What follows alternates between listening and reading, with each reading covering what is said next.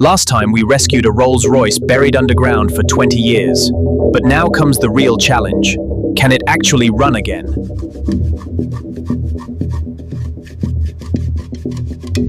It's things that you meet in the back bonner. This car was completely buried, filled with dirt, and left to die. We started with a full inspection. This wasn't just damage, this was extreme neglect. Before we could even try starting it, we had to clean everything. We checked the basics. Oil, coolant gone. Nothing was in good condition. We installed a new battery. For the first time, there were signs of life. We turned the key.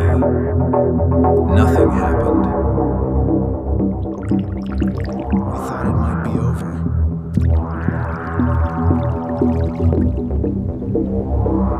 But we weren't giving up. Spark plugs replaced, air intake cleaned, fuel system checked. If there was even a chance, we had to try again. Last try.